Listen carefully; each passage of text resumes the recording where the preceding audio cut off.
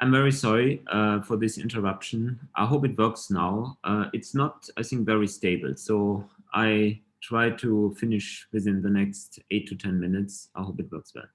Okay, I'm not sure how far you could follow because I might have realized too late that the connection dropped. So I was talking about the application and verification of our model using the last 100 years of world record. I think you should go back to the previous slide, maybe. This one? Yes, this is where it was cut.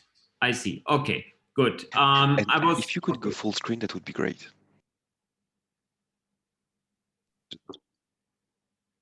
Wonderful, thank you. Good. Okay, yeah. So what I'm showing here is the application of our model to the running world records of man between 1912 and today. And shown is the average predicting error for all distances between 800 meters and the marathon. And we are starting at a level about 1% mean error in 1912. And then it drops to about 0.2% in 1940 and stays at this level and even drops a little lower towards 0.1% in the last decade. So this looks all very consistent, but what can we learn from this? So the low errors suggest that the model works well.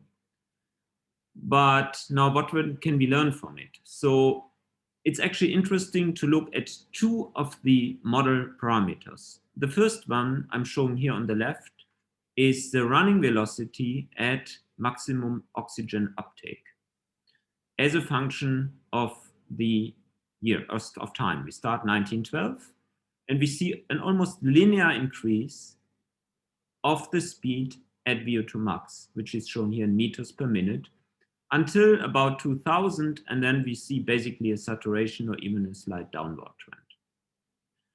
There are some sudden increases in this curve. Overall, it seems linear, but there are sudden jumps which are presumably linked to change of training philosophy when people start to train more efficiently with new methods for longer distances. So this is something we currently study in more detail.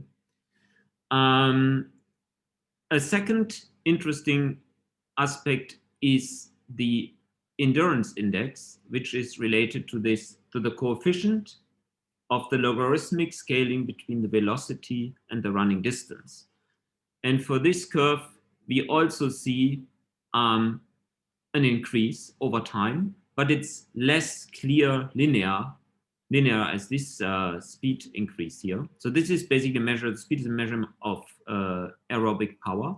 And this is the endurance index basically tells you, it's a number that tells you how long a runner can maintain 90% of the maximum power output.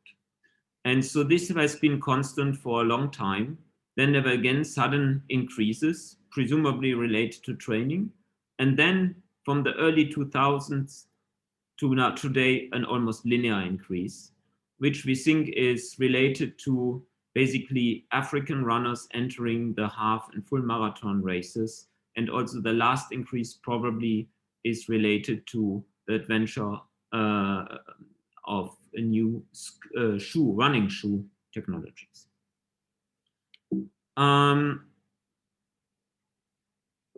We can compare the parameters that we extracted from the running world records also to direct laboratory measurements.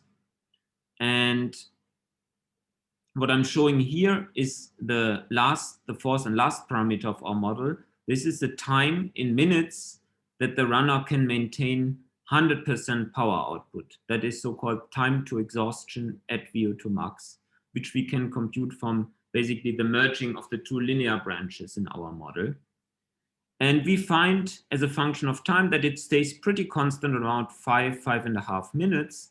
And here's a table from a review article that reports basically treadmill running tests for this same time, and the average is 5.9 minutes with a standard deviation of 1 minute. So it's slightly higher, but very close to what we see in world records. And the slight difference might be related to the fact that this is done in a laboratory on a treadmill, while these are real running world records. And I guess it's without doubt that if you ask a runner to run in the Olympic Games, new world records, this is a different motivation than running on a treadmill in an exercise laboratory. So we think that these data are slightly more reliable, or at least realistic. Okay, finally, I would like to leave the field of world records and professional athleticism and come to the recreational runner and what we can learn from their data that they collect with these smartwatches nowadays. And so this is a project done in collaboration with the company Polar Electro in Finland, which provided a huge amount of data collected from these watches. So what these watches record, they record a lot of things, but what we analyzed in this first project was just the distance and time for each running session. We had available the age and gender of the user. We used all runners over 3 years that had completed a marathon and had 120 days of training recorded before the date of the marathon. And by applying such a filter, we could study about 19,000 runners with 2.5 million running activities, and they had completed altogether about 38,000 marathons. And we used as a model input the best performance in the marathon and also for the shorter distances of 5, 10 kilometers and the half marathon within the 120 days before the marathon. So we had this information about best performances, which we detected from all the running activities. We corrected GPS errors. Basically, if the distance was within 2% of the actual of the race distance, we used the actual race distance and not the GPS result. And also we filtered out inconsistent data sets where, for example, the running speed would increase with longer distance, which is clearly indicating an inconsistency. And we also analyzed the consistency of the training cycles during the 120 days. And we could altogether study about 24,000 marathons, including the full training cycles of 120 days, and therefore study not only the prediction for the physiological parameters extracted from their data, from their race results with our model, but also look at correlations to the training that the runners did in the 120 days before the marathon race. And think this is really a unique opportunity to look at this data and study these correlations between training and actual race performance. And so this was, this work together with Polar Electro was just published a few months ago in Nature Communications. And I would like to, in the last couple of minutes, show you our main findings. So comparing the model to the race performances, we extracted the physiological parameters as we did for the world records, but now for each individual runner. Here's the probability distribution of the speed at VO2 max. In French, it's, I think, VMA. And this is a almost perfectly Gaussian distribution with an average about 4.5 meters per second.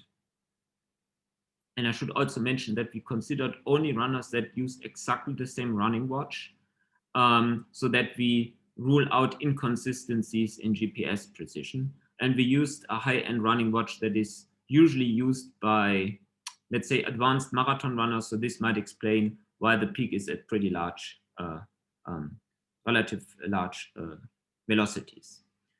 A completely different probability distribution we observed for the endurance, which decays exponentially.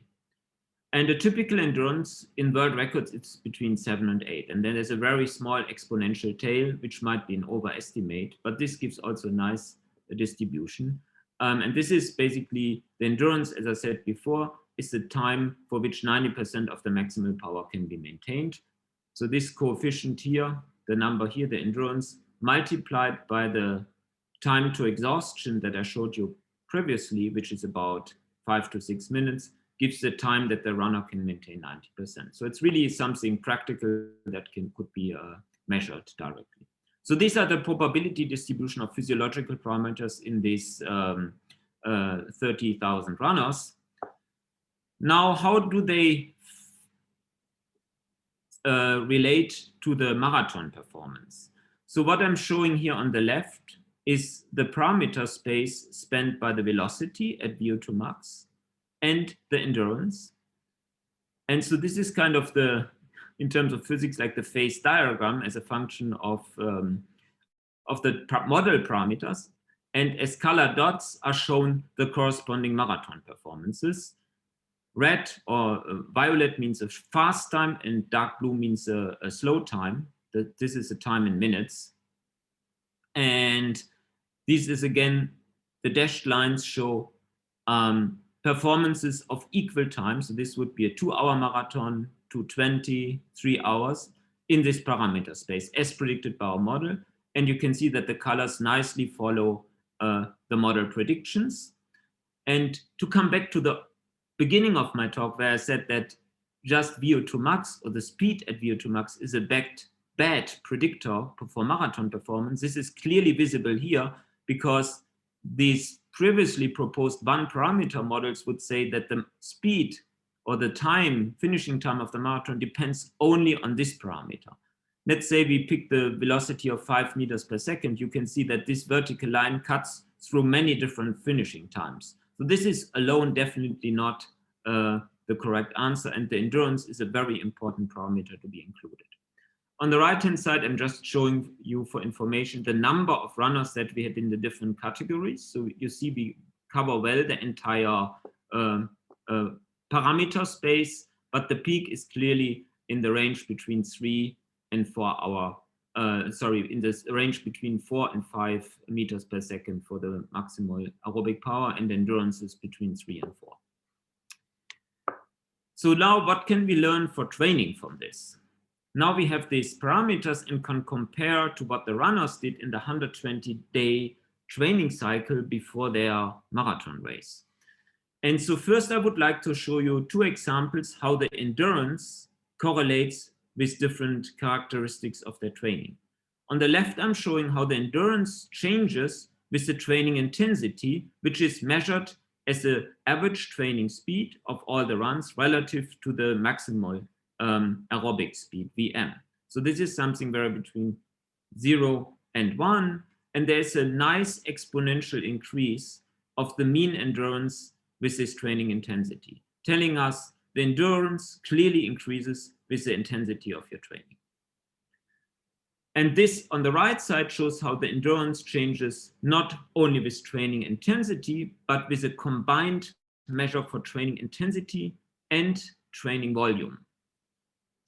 And so this is known as the training impulse, TRIMP, which is defined basically as a time average over the all running activities, where each time interval, let's say 1 minute, is weighted by the velocity of this time interval in an exponential fashion. Okay, so time intervals with a high running velocity get a much higher weight than time intervals with a low running velocity. And if you look now how the endurance changes in all our thousands of runners with this impulse, we see that it's a nice linear increase up to some point where it seems to saturate. There's bigger uncertainty because we don't have that many runners here included with 30,000 training impulse points, but there's clearly a saturation showing that it's not beneficial to just increase the training intensity, which would this graphic suggest, but also one has to keep in mind the combined quantity of volume and intensity, so not to overreach and go beyond this saturation level, which probably indicates that there are some effect of overtraining that prevents runners from reaching endurances in our scale of higher than 7 to 8. So this, I think, is an interesting finding. And then the second quantity is the maximal aerobic speed, how this changes with certain characteristics. There's clearly an increase with the total training distance during the 120 days, which varied between about 500 and 3,500 kilometers of running per runner. And again, this is a linear increase, which we think, and this is something that has been observed before in the lab, that running economy, that means the energy cost of running, decreases in runners that run a really high distance load during their training. And since running economy means better running economy means a higher speed, this is perfectly consistent with that. And the last result that I would like to show you is that this speed goes linearly down with the training intensity. And this seems to be at the first moment a little bit confusing, but our interpretation of this result is that slower runners that are located here train usually at higher relative intensity. So this is a relative intensity. I showed you our model parameter varies always between 0, meaning rest, and 1, which is a maximal aerobic speed. And so a slower runner has just a very small range of running speeds, because if he would go much slower, he would be basically walking. And so I think that's the reason why we see this decline here. And finally, I would like to show you what our model predicts for the marathon time. So we excluded the marathon time. We said we don't know it. And we just looked at the performances and the training before and tried to predict it. And I'm showing again the predicted time color-coded in the parameter space here. And the color coding now shows the relative error of our prediction. And as you can see in this range here, where most of our runners were located, the error is between about ±5%. And we have a larger error here, an underestimate and overestimate of the time only at the extreme low and high endurances, which appear unrealistic, and probably have to do that we are looking at a huge group of runners and we don't know how they trained, and of all races were recorded really consistently. So this we have to keep in mind. But what is interesting is that if you look at the probability distribution of the prediction error in percent as a function of the performance time, we see that faster runners, let's say we look at the two upper groups here for performances below 180 minutes, that is 3 hours, we see that for them the prediction error is within a margin of 5%, which is much better than what has been achieved before with single parameter models. And then for slower runners, there's a broader distribution of errors, but it's fair to say that we stay within the ±10% range. So I would like to conclude, what do coaches say about this model? And what we were really excited about, that one of the most popular running coaches in the United States, he wrote on his blog some article about our study of the running data from these smart watches recently. And while I learned that running coaches are usually very careful in looking in what scientists and exercise physiologists do, because they say there's training and practical work and research by exercise physiologists, and they don't fit always together, I was very excited to see that this coach finally said why runners should listen to the scientist. And if you're interested, you can look at this link where he gives his own very detailed interpretation of our graphs. He goes in very detail and says what a coach can learn from training marathon runners from our data. Okay, thank you very much. I'm again sorry for the interruption, and I hope I didn't use too much time. And finally, I would like to thank my collaborators that worked with me on this project, and I'm now available for questions. Thank you. Thank you very much, Thorsten. And je pense que tu acceptes les questions en français aussi, il n'y a pas de souci. I hope you are. Oui. Voilà. Thorsten Yes, en anglais, mais si vous voulez poser vos questions en français, il n'y a aucun problème. Donc, je ne sais pas s'il y a quelqu'un qui a une question. OK, so, oui, vas-y, Vincent. Moi, j'en ai une, c'est finalement un petit peu la même que celle que tu posais précédemment. Est-ce que ce modèle-là, j'imagine qu'on pourrait l'appliquer à autre chose que la course à pied? Je ne sais pas, sur d'autres épreuves de courte ou de longue distance, n'importe quoi, l'aviron, le cyclisme, des choses comme ça, j'imagine? Yes, so this is a very good question. We have looked at this, so right, it can be applied to cycling, or we were considering recently rowing. The only adaptation that has to be made is the relation between speed and power. In running, it's linear, but for cycling and rowing, because of air resistance, or in rowing, it's the resistance of the water, the drag force, the relation between the power output and the velocity is cubic. So if we put a bit, but this can be easily incorporated in our model, and we have just started to look at rowing world records, in particular for indoor rowing machines, where world records are also recorded, and this is a very well controlled environment, because these machines can directly measure the power output. So this is will be another additional parameter that we can use to verify our model for other sports. Yes. Donc, je crois qu'il y a une autre question de Ryan. Et on peut lui ouvrir le micro. Ryan, il faut accepter de votre côté pour ouvrir le micro. Là, vous m'entendez? Oui, c'est bon. Parfait. Donc, thanks for the presentation. So I have a question